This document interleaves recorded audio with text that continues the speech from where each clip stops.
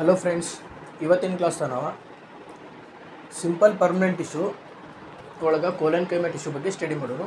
ಈಗ ಹಿಂದಿನ ವಿಡಿಯೋದೊಳಗೆ ನಾವು ಪ್ಯಾರೆನ್ಕೈಮಾ ಟಿಶ್ಯೂ ಬಗ್ಗೆ ಸ್ಟಡಿ ಮಾಡೀವಿ. ಆಲ್ರೆಡಿ ಆ ವಿಡಿಯೋ ಅಪ್ಲೋಡ್ ಆಗೈತಿ, ನೀವು ಅದು ನೋಡ್ರಿ. ಆಮೇಲೆ ನೆಕ್ಸ್ಟ್ ಏನು ವಿಡಿಯೋ ನೋಡಿರಿ. ಕೋಲನ್ಕೈಮಾ ಟಿಶ್ಯೂ ಇದು ಸಿಂಪಲ್ ಪರ್ಮನೆಂಟ್ ಟಿಶ್ಯೂ ಒಳಗೆ ಎರಡನೇ ಟಿಶ್ಯೂ. First ಕೋಲನ್ಕೈಮಾ tissue.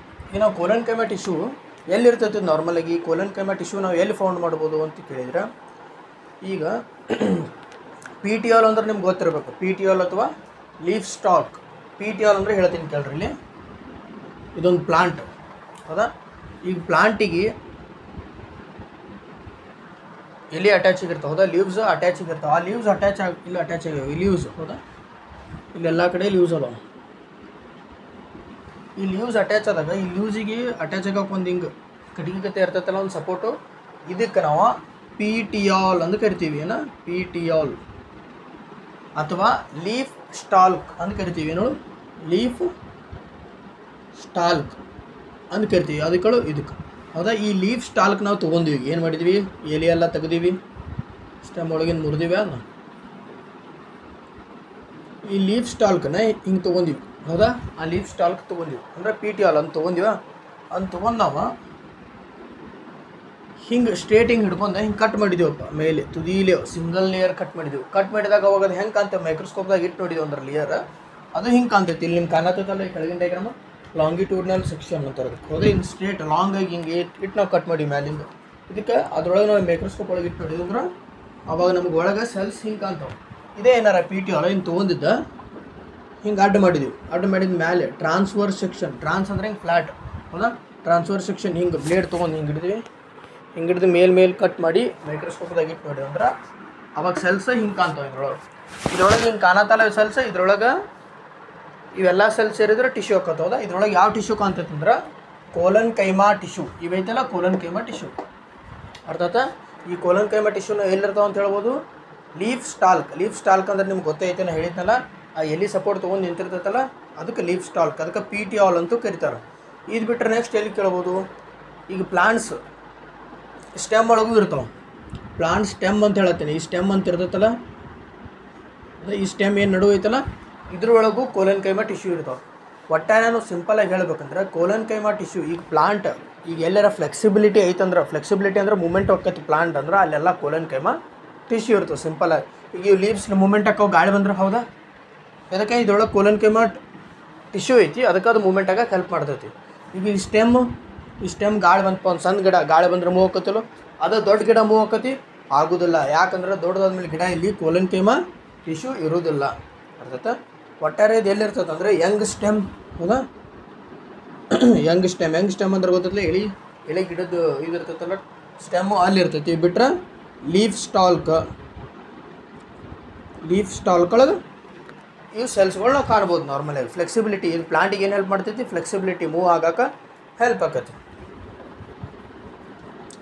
ಇಷ್ಟ ಅರ್ಥ ಆಯ್ತು ಅಂತ ನಾನು ಹೇಳ್ಕೊತೀನಿ.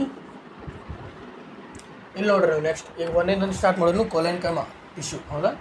Cells R long and thick ವಾಲ್ಡ್. ನೀವು ನೋಡ್ಬೋದು ಇಲ್ಲಿ ಸೆಲ್ಸ್ ಲಾಂಗ್ ಅದಾವೆ ಹೌದಾ, ದೊಡ್ಡ ಹೋದಲ್ಲ ಉದ್ದದಾವೆ ಹೌದಾ, ಸಿಕ್ಕಾಪಟ್ಟೆ ಲಾಂಗ್ ಅದಾವೆ. ಅದ ನಾವು ಪ್ಯಾರೆನ್ಕೈಮಾ ನೋಡಿದ್ವು ಅಷ್ಟು ಲಾಂಗ್ ಇರಲಿಲ್ಲ, ಮೀಡಿಯಮ್ ಇದ್ದವು ಸೆಲ್ಸ್. ಆದರೆ ಇಲ್ಲಿ ಭಾಳ ಲಾಂಗ್ ಅದಾವೆ. ನೀವು ನೋಡ್ಬೋದು ಎಷ್ಟು ಭಾಳ ಗ್ಯಾಪ್ ಐತೆ. Cells R long and thick ವಾಲ್ಡ್. ನೀವು ನೋಡ್ಬೋದು ಇಲ್ಲಿ ಈ ವಾಲ್ಸ್ ಎಲ್ಲ ಐತಲ್ಲ ತಿಕ್ ಅದಾವೆ. ಕಾರ್ನರ್ಸ್ ಅಲ್ವ ಇಲ್ಲಿ ನೋಡಿ, ವಾಲ್ಸ್ ಎಲ್ಲ ತಿಕ್ ಅದಾವೆ. Walls are thick walled. Thick ಅಂದ್ರೆ ಏನೋ ದಪ್ಪ, ಅದಕ್ಕೆ ಥಿಕ್ ಅಂತ ಕರೀತಾರೆ.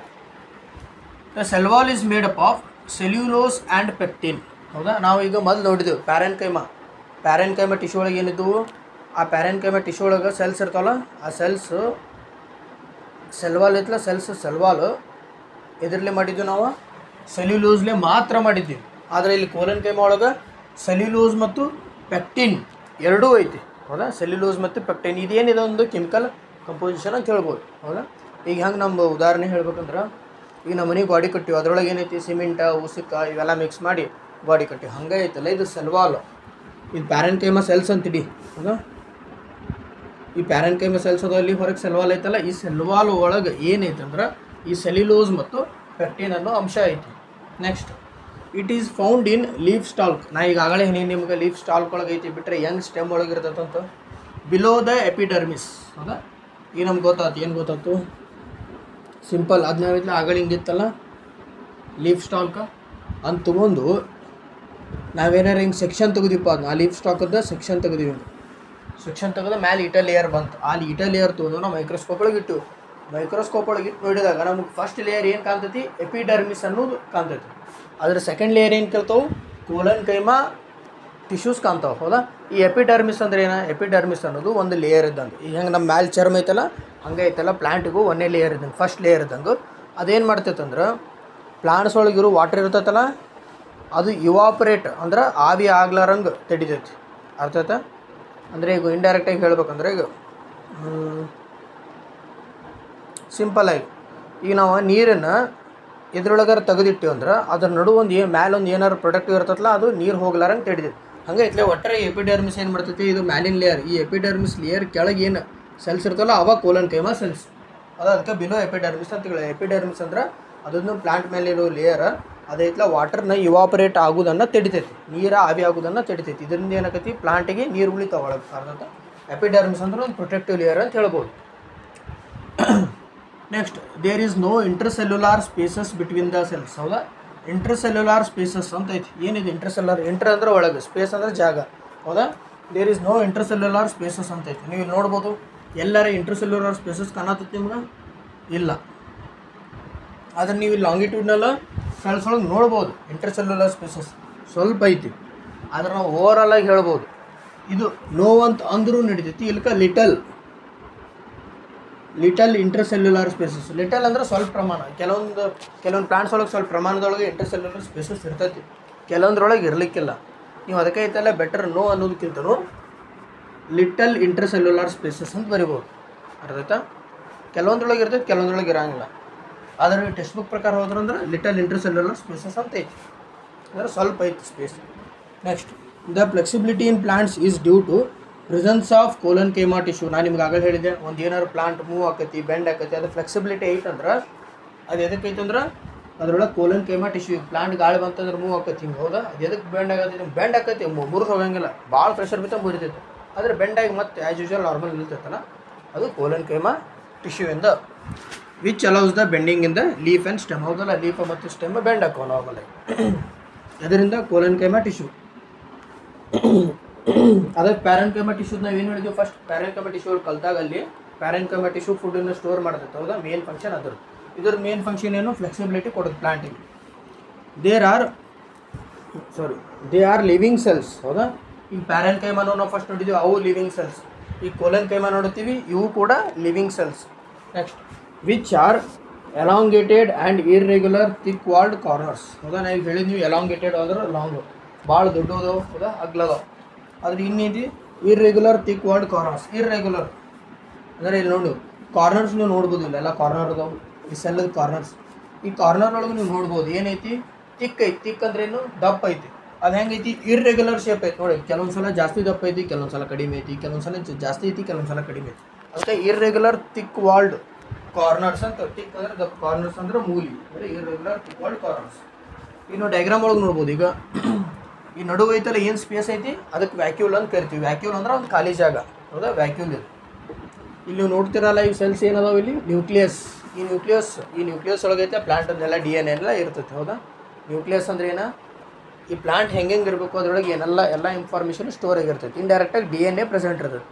Next, cell wall. ನಿಮ್ಗೆ ಸೆಲ್ ವಾಲ್ ಅಂದ್ರೆ ಗೊತ್ತೈತಿ, ಅದೊಂದು ಲೇಯರ್, ಮ್ಯಾಲಿನ ಲೇಯರ್ ಪ್ಲಾಂಟ್ ಅದು ಪ್ರೊಟೆಕ್ಟ್ ಮಾಡ್ತೈತಿ. ಹೌದಾ? ಇದ್ರದ್ದು ಸೆಲ್ ವಾಲ್ ಎದರಲ್ಲೇ ಮಾಡೈತಿ? ಪೆಕ್ಟಿನ್ ಮತ್ತು ಸೆಲ್ಯುಲೋಸ್. ಹೌದಾ? ಈ ಪೆಕ್ಟಿನ್ ಮತ್ತು ಸೆಲ್ಯುಲೋಸ್ ಈ ಸೆಲ್ ವಾಲ್ ಒಳಗೆ ಜಾಸ್ತಿ ಇರೋದ್ರಿಂದ ಇದೇನಕ್ಕೈತಿ? High refractive index. ರಿಫ್ರಾಕ್ಟಿವ್ ಅಂದ್ರೆ ಏನಾರ ಲೈಟ್ ಬಿತ್ತಪ್ಪ ಅಂದ್ರೆ ಚೇಂಜ್ ಮಾಡ್ತಾರೆ ಡೈರೆಕ್ಷನ್. ರಿಫ್ರಾಕ್ಟಿವ್ ಅಂದರೆ ಚೇಂಜ್ ಆಗೋದು. Cell wall. ಹೌದಾ? ಇದು ಸೆಲ್ಯುಲೋಸ್ ಮತ್ತು ಪೆಕ್ಟಿನ್ಲೇ ಆಗೈತಿ. ನೆಕ್ಸ್ಟ್, ವ್ಯಾಕ್ಯೂಲ್ಸ್ ಅದಾವು. ನೆಕ್ಸ್ಟ್, ಇಲ್ಲಿ ಇದೇನಾದ್ರು ಲಾಂಗಿಟ್ಯೂಡ್ನಲ್ ಸೆಕ್ಷನ್ ತೆಗೆದೀವಿ ಅಂದ್ರೆ ಹೊರಗೇನು ಕಾಣ್ತೈತಿ? ಇಲ್ಲಿ ಎಂಡ್ ವಾಲ್ ಅಂದರೆ ಇಲ್ಲಿ ನಿಮ್ಗೆ ಕಾಣತ್ತಲ್ಲ ಸೈಡ್ ಕಾರ್ನರ್ಸ್, ಇವೇ ಎಂಡ್ ವಾಲ್. ನೆಕ್ಸ್ಟ್, ಇಲ್ಲಿ ಸೈಟೋಪ್ಲಾಸಮ್. ಇಲ್ಲಿ ಒಳಗೊಂದು ಸೈಟೋಪ್ಲಾಸಮ್ ಅಂದ್ರೆ ಏನೋ ಒಂಥರ ಲಿಕ್ವಿಡ್ ಇದ್ದಂಗೆ. ಅರ್ಥಾಯ್ತಾ? ಈಗ ಹೆಂಗೆ ನಮ್ಮ ಮೈ ಒಳಗೆ ಬ್ಲಡ್ ಐತಲ್ಲ ಹಂಗೆ ಅದ್ರೊಳಗೆ ಸೈಟೋಪ್ಲಾಸಮ್ ಅಂತ ಹೇಳ್ಬೋದು ಸಿಂಪಲಾಗಿ. Next, vacuoles. ಇದು ಸ್ಪೇಸ್. ಕ್ಲೋರೋಪ್ಲಾಸ್ಟ್ ಇದು ಪಿಗ್ಮೆಂಟ್ ಬೇಕಲ್ಲ ನಿಮ್ಗೆ ಗೊತ್ತೈತಿ. ನ್ಯೂಕ್ಲಿಯಸ್. ಆಮೇಲೆ ಇಂಟರ್ಸೆಲ್ಯುಲಾರ್ ಸ್ಪೇಸಸ್. ಇಲ್ಲಿ ಸ್ಪೇಸ್ ಅದಲ್ಲ ಅದು ಇಂಟರ್ಸೆಲ್ಯುಲರ್. ಈ ಕಾನ್ಸೆಪ್ಟ್ ನಿಮ್ಗೆ ಕೋಲನ್ ಕೈಮಾ ಟಿಶ್ಯೂಸ್ ಐತೆ ನಿಮ್ಮ ಕಾನ್ಸೆಪ್ಟ್ ಅರ್ಥ ಆಗೈತೆ ಅಂತ ಅನ್ಕೊಂಡಿನಿ. ಅರ್ಥ ಆದ್ರೆ ಅರ್ಥ ಆದ್ರೆ ಒಂದು ಲೈಕ್ ಕೊಡ್ರಿ, ಇಷ್ಟ ಆದರೆ ಸಬ್ಸ್ಕ್ರೈಬ್ ಮಾಡಿರಿ.